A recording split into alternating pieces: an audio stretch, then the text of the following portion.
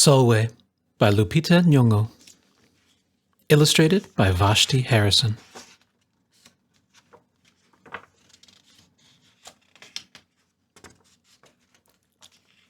Sulwe was born the color of midnight.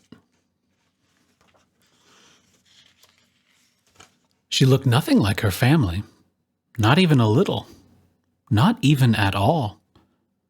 Mama was the color of dawn, Baba the color of dusk, and Mish, her sister, was the color of high noon. Hardly anyone at school looked like Sulwe either. People gave her sister Mish pet names like Sunshine and Ray and Beauty. People gave Sulwe names like Blackie and Darky and Night. Sulwe felt hurt every time.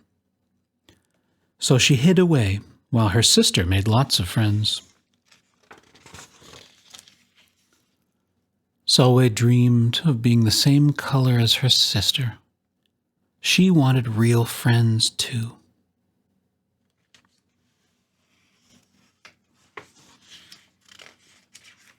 So she got the biggest eraser she could find and tried to rub off a layer or two of her darkness. That hurt. She crept into Mama's room and helped herself to her makeup. Oh no, she would hear about this from Mama. Sulwe decided to work from the inside out and ate only the lightest, brightest foods.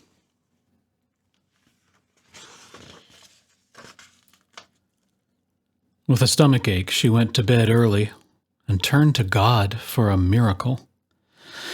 Dear Lord, why do I look like midnight when my mother looks like dawn? Please make me as fair as the parents I'm from.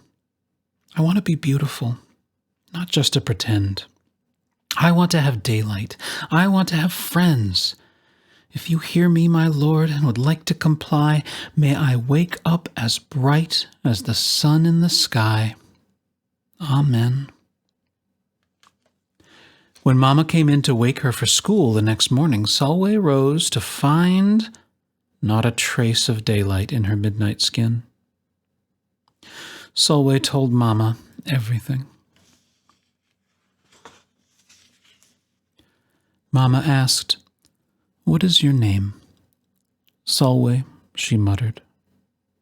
"And what does it mean?" "Star," Sulwe whispered. Brightness is not in your skin, my love. Brightness is just who you are.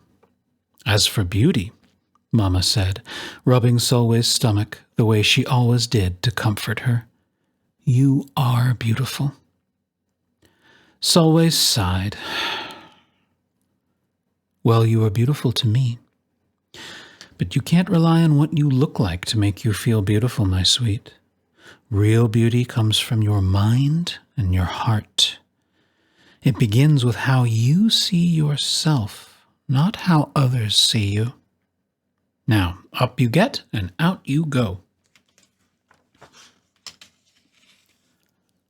How could she, as dark as she was, have brightness in her? How could she have beauty when no one but her mother seemed to see it?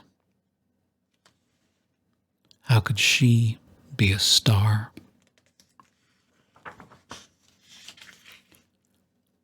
That night, a shooting star appeared at Sulwe's window.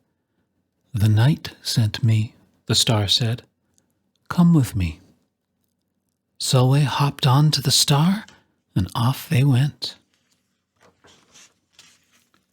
"Long ago, at the beginning of time," said the star, "there was night and day, and they were sisters. They loved each other very much, but people didn't treat the sisters the same. People gave Day pet names like Lovely and Nice and Pretty. People gave Night names like Scary and Bad and Ugly. she felt hurt every time. Well, Night got fed up and walked right off the earth. Day stayed behind and enjoyed making everybody happy in the sun. But then Day grew too long. Day began to really miss her sister, and so did everybody else. There had to be a way to get her back. Day set off to find Night, and she did. "I miss you," said Day. "I miss you too," said Night, "but you don't know what it's like to be treated badly for being dark." "You're right, I don't," Day replied. "But what I do know is that we need you just the way you are. Come and see." Night returned, and the people rejoiced. "We need the darkest night to get the deepest rest. We need you so that we can grow and dream and keep our secrets to ourselves." The stars chimed in. "Brightness isn't just for daylight. Light comes in all colors, and some light can only be seen in the dark." While day had a golden glow, with night everything had a silver sheen, elegant and fine. Day told her sister, "When you are darkest is when you are most beautiful. It's when you are most you." Could it be that night did not need to change? Not even a little? Not even at all? Now that night and day were back together, a little bit of night returned to day in the form of shadows, and a little bit of day returned to night in the form of moonlight. They were inseparable from that moment on, and promised to celebrate the brightness in each other, whether people chose to see it or not. "You see," the star explained, "we need them both on their sunniest day and their darkest night, and every shade in between. Together they make the world we know, light and dark, strong and beautiful." Sulwe rose the next morning beaming. There would be no hiding any more. She belonged out in the world, dark and beautiful, bright and strong. And if she ever needed a reminder of her brightness, she could look up at the sky on the darkest night to see for herself.